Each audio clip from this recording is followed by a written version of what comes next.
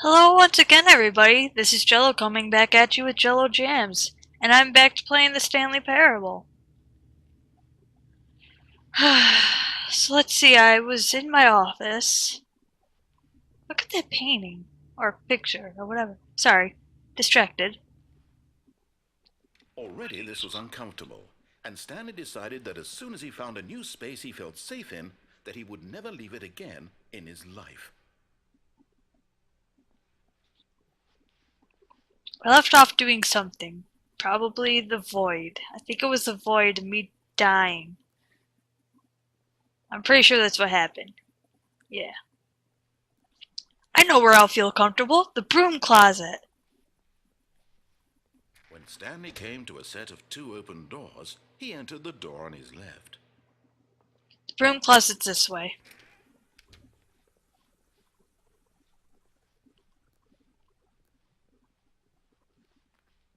Yet there was not a single person here either.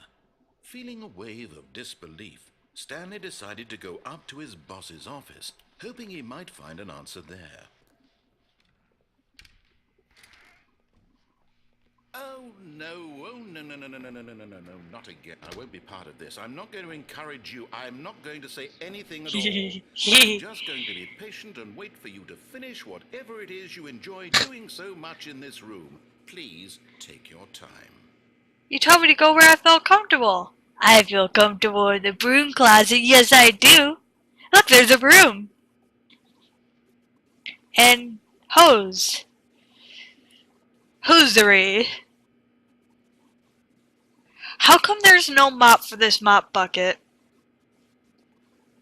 I kind of wonder that. Because, I'm looking around and I don't see a mop. I don't see a mop anywheres. And yet there's a mop bucket and a broom. Surely they don't go together because the broom is used for sweeping and the mop is used for mopping. So where's the mop? I'm okay. Coming to a staircase, Stanley walked upstairs to his boss's office. Downstairs, you said? You said downstairs, right? To the car? But Stanley just couldn't do it. He considered the possibility of facing his boss, admitting he had left his post during work hours. He might be fired for that. And in such a competitive economy, I'm what just might wondering he if they'll take in that repeat it. risk? All because he believed everyone had vanished. His boss would think he was crazy. And then something occurred to Stanley. Maybe, he thought to himself, maybe I am crazy. All of my co-workers blinking mysteriously out of existence in a single It's moment repeating for it. no reason at all. I'm It sorry, hardly guys. made any I'm logical really sorry. sense. And as I know Stanley this was pondered long. this, he began to make other strange observations. For example, why couldn't he see his feet when he looked down? Why did doors close automatically behind him wherever he went? And for that matter, these rooms were starting to look pretty familiar. Were they simply repeating? No, Stanley said to himself, this is all too strange. This can't be real. And at last, he came to the conclusion that had been on the tip of his tongue. He just hadn't found the words for it. I'm dreaming, he yelled. This is all a dream. Oh, what a relief Stanley felt to have finally found an answer, an explanation. His co-workers weren't actually gone. He wasn't going to lose his job. He wasn't crazy after all. And he thought to himself, I suppose I'll wake up soon.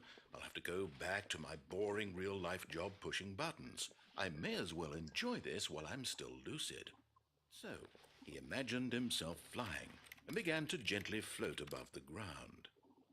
Then he imagined himself soaring through space on a magical starfield, and it too appeared. It was so much fun, and Stanley marveled that he had still not woken up. How was he remaining so lucid? And then perhaps the strangest question of them all entered Stanley's head. One he was amazed he hadn't asked himself sooner. Why is there a voice in my head dictating everything that I'm doing and thinking? Now the voice was describing itself being considered by Stanley, who found it particularly strange. I'm dreaming about a voice describing me, thinking about how it's describing my thoughts, he thought. And while he thought it all very odd and wondered if this voice spoke to all people in their dreams, the truth was that, of course, this was not a dream. How could it be? Was Stanley simply deceiving himself, believing that if he's asleep he doesn't have to take responsibility for himself? Stanley is as awake right now as he's ever been in his life. Now, hearing the voice speak these words was quite a shock to Stanley. After all, he knew for certain, beyond a doubt, that this was in fact a dream. Did the voice not see him float and make the magical stars just a moment ago? How else would the voice explain all that? This voice was a part of himself too. Surely, if he could just... He would prove it. He would prove that he was in control, that this was a dream. So he closed his eyes gently, and he invited himself to wake up. He felt the cool weight of the blanket on his skin, the press of the mattress on his back, the fresh air of a world outside this one. Let me wake up. With this dream, I wish it to be over. Let me go back to my job. Let me continue pushing the buttons. Please, it's all I want. I want my apartment, and my wife, and my job. All I want is my life exactly the way it's always been. My life is normal. I am normal. Everything will be fine. I am okay.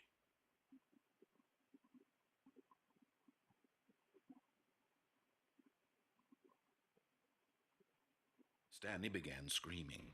Please, someone, wake me up. My name is Stanley. I have a boss. I have an office. I am real. Please, just someone tell me I am real. I must be real. I must be. Can anyone hear my voice? Who am I? Who am I?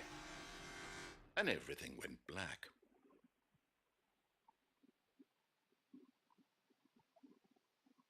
This is the story of a woman named Mariella. Mariella woke up on a day like any other. She arose, got dressed, gathered her belongings, and walked to her place of work. But on this particular day, her walk was interrupted by the body of a man who had stumbled through town talking and screaming to himself, and then collapsed dead on the sidewalk. And although she would soon turn to go call for an ambulance, for just a few brief moments she considered the strange man. He was obviously crazy. This much she knew. Everyone knows what crazy people look like. And in that moment, she thought to herself how lucky she was to be normal. I am sane. I am in control of my mind. I know what is real and what isn't. It was comforting to think this, and in a certain way, seeing this man made her feel better. But then she remembered the meeting she had scheduled for that day. The very important people whose impressions of her would affect her career, and by extension, the rest of her life. She had no time for this, so it was only a moment that she stood there, staring down at the body. And then she turned and ran.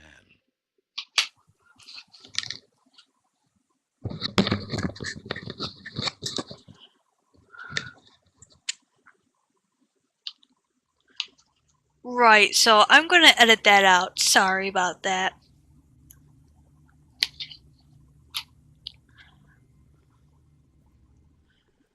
Wait, Stanley thought to himself.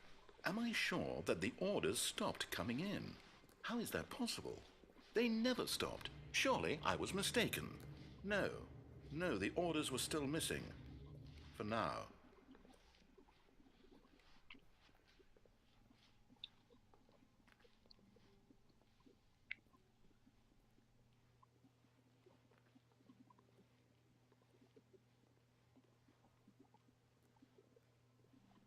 Uh-huh. When Stanley came to a set of 2 open doors, he entered the door. This was not the correct way to the meeting room, and Stanley knew it perfectly well. Perhaps he wanted to stop by the employee lounge first, just to admire it. Nah, not really. Ah, yes, truly a room worth admiring. But eager to get back to business, Stanley took the first open door on his left. Stanley was so bad at following directions, it's incredible he wasn't fired years ago. Look, Stanley, I think perhaps we've gotten off on the wrong foot here. I'm not your enemy, really, I'm not. I realize that investing your trust in someone else can be difficult. Did I do that but one? The fact is I think that I the did. story has been about nothing but you all this time. There's someone you've been neglecting, Stanley. Someone you've forgotten about. Please, stop trying to make every decision by yourself. Now, I'm not asking for me, I'm asking for her. For This is it, her. Stanley. Your chance to redeem yourself, to put your work aside, to let her back into your life. She's been waiting.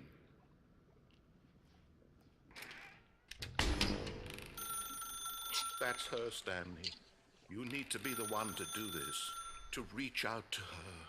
If you can truly place your... Oh, no, you can't... Did you just unplug the phone? No, that wasn't supposed to be a choice. How did you do that? You actually chose incorrectly? I didn't even know that was possible. Let me double check. No, it's definitely here, clear as day. Stanley picks up the phone. He's taken to his apartment where he finds his wife, and the two pledge themselves to one another. Music comes in, fade to white. That is inappropriate. Picking up the phone is actually somehow an incorrect course of action. How is that even possible? None of these decisions were supposed to mean anything. I don't understand.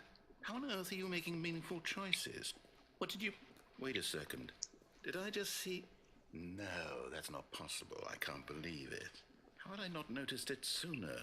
You're not Stanley. You're a real person. Yep. I can't believe I was so mistaken. This is why you've been able to make correct and incorrect choices. And to think I've been letting you run around in this game for so long. If you'd made any more wrong choices, you might have negated it entirely. It's as though you completely ignored even the most basic safety protocol for real-world decision-making. Or did you not grasp the severity of the situation? Well, I won't have that kind of risk on my watch. I'm going to stop the game for a moment so we can educate you properly on safe decision-making in the real world. Please observe this helpful instructional video. Okay. Choice. It's the best part of being a real person. But if used incorrectly, can also be the most dangerous. For example, in this scenario, a hypothetical real person... That is some tie. Look at that tie. Helping improve the quality of life for citizens of impoverished third world Dear nations. God. Or he could systematically set fire to every orphan living in a 30-kilometer radius of his house. Which choice would you make? Remember that unlike here, the real world makes sense, and at no time should you make a choice that does not conform to rational logic. If you find yourself speaking with a person who does not make sense, in all likelihood, that person is not real. Allow the person to finish their thought, then provide an excuse why you cannot continue talking.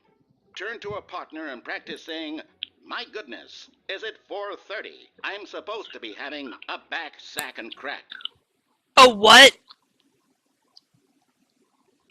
A what now? My goodness, it actually is 4:30. I kid you not. Making choices on a regular basis is the best part to a healthy It is legitimately 4:30 p.m. right Most now. medical professionals recommend making at least 8 choices per day. Do you make more than 8? Less? And finally, if you begin to wonder if your choices are actually meaningful and whether you'll ever make a significant contribution to the world, just remember that in the vast infiniteness of space, your thoughts and problems are materially insignificant, and the feeling should subside. At this time, your instructor will guide you in an exercise to test and reinforce the material covered in this video. Welcome back. Things are different. Noticed that this room has begun to deteriorate as a result of narrative contradiction. I wouldn't say it's deteriorating. Now that you're properly informed on good decision-making, we're going to revisit a choice you made just a few minutes ago and see what the correct thing to do would have been. This way, please.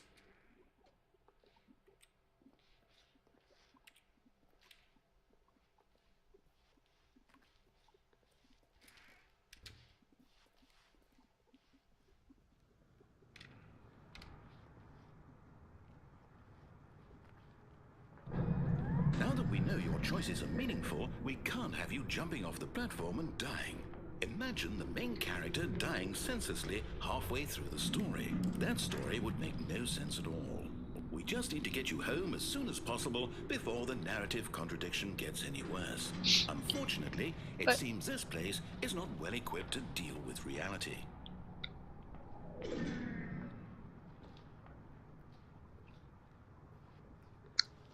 But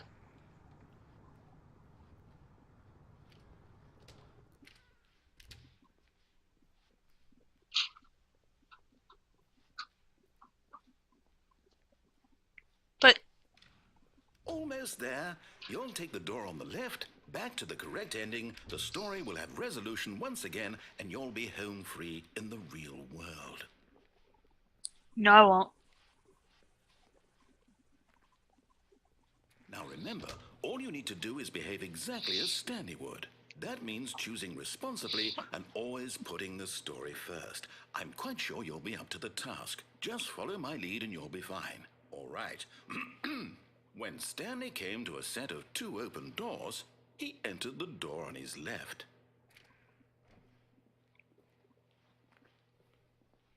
No! Why did you do that? Quickly, hurry back in the other direction. Perhaps we're not too late.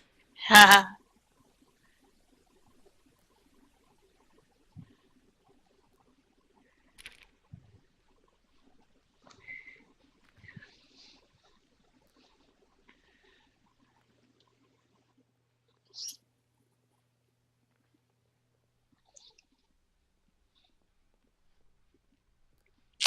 Nothing's happening. Oh, it's ruined. I can't believe, after everything we talked about, that my story, you destroyed my work. Why? For what? What did you get out of that? What did you think was so special about seeing the game undone, left here like so much garbage? It's worthless now. And what am I supposed to do? Even if there were a way to continue, would it be worth it? To know that my story is now incorrect? How can I go back to that? I can't erase that knowledge. I'll have to live with it forever. Reliving its impossibility forever. I couldn't live that way. Is it better to shut the game down entirely? To willingly destroy all of my work? I don't know. What's the answer? What do I do? What do I do? What do I do? No, I have to. I have to shut the game down. I have to. I have to.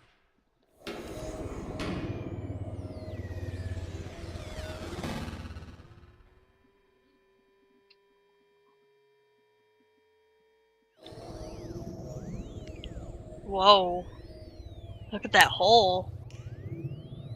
Oh, I'm here. I'm still here. Here in this pile of rubbish. With you. You. Who thought you were so clever. Now look where we are. My entire game is destroyed. It was the only thing in the world that was mine, and you've run it into the ground. What, did you think that would be funny? You just Yeah. see? Uh-huh. Did I impress upon you how important it was to be like Stanley? No. He actually knows how to do what I tell him to. He understands that if I say to do something, there's a damn good reason for it. How would you know? That thought hadn't even occurred to you, had it? That there's a world outside of you? You're a child. Oh, my story. If you'd just gone through the door on the left, you would have seen it. There was a whole underground facility. You would have destroyed it and been victorious. It would have been so perfect. I worked so hard on it. I tried so hard. Behave exactly as Stanley would. That means choosing responsibly and always putting the story first. I'm quite sure you'll be up to the task. Just follow my lead and you'll be fine. All right. When Stanley came to a set of 2 open doors, he entered the door on his left. No! Why did you do that? Quickly, hurry. Behave exactly as Stanley would. That means choosing responsibly and always putting the story first. I'm quite sure you'll be up to the task. Just follow my lead and you'll be fine. All right. When Stanley came to a set of 2 open doors, he entered the door on his left. Happy? Are you happy now? Yet there was not a single person here either. Feeling a wave of disbelief, Stanley decided to go up to his boss's office, hoping he might find an answer there. Look what he's gone and done. Can't get in my broom closet anymore. Jerk. Coming to a staircase, Stanley walked upstairs to his boss's office. Oh. Oh, this is nice. This is classy.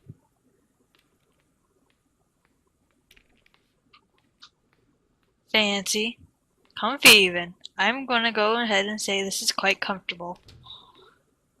And this wood. Look at this wood. This is some quality wood.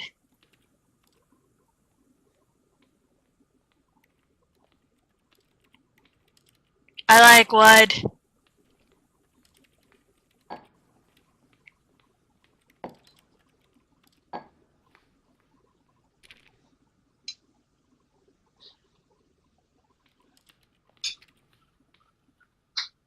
Stepping inside his manager's office, Stanley was once again stunned to discover not an Panda! indication of any human life. Shocked, unraveled, Stanley wondered in disbelief who orchestrated this, until he saw the door with a voice receiver next to it. Surely behind this door lay all the answers to his questions. And beyond all probability, he knew the passcode.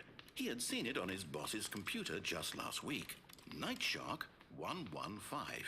Was this the code to open the door? Would it still work? There was only one way to find out. Stanley had been trained never to speak up, but now he would draw from within himself the courage to face the unknown. He drew a sharp breath and then spoke the code. Pooh.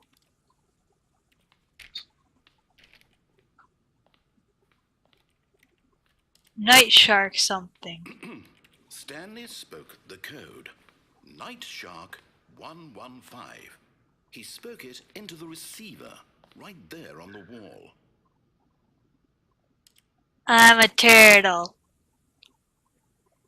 Night Shark I'm sorry, is there a 11 problem? something. You didn't mishear me, did you? Please speak the code into the receiver. Otherwise, we can't get on with the story. This is a crucial step.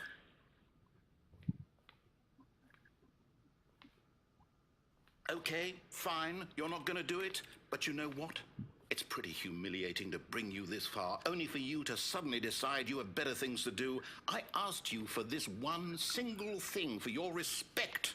The kind of respect Stanley shows for his choices. He knows what it means to take a story seriously. If you didn't want to see what I had to show you, then why did you come here? You had a choice, you know. You could have gone through the door on the right. You could have done whatever the hell you wanted over there. Why did you come this way? Speak. Say something to me. Explain yourself, you coward. 'Cause you told me to. When Stanley came to a set of two open doors, he entered the door on his left. This is trippy. Stanley? Hello? Look at this trippiness. Is everything okay? Stanley, please. I need you to make a choice. I need you to walk through the door. Are you listening to me? Can you hear me? Is everything all right? Stanley, this is important. The story needs you. It needs you to make a decision. It cannot exist without you. Do you understand me?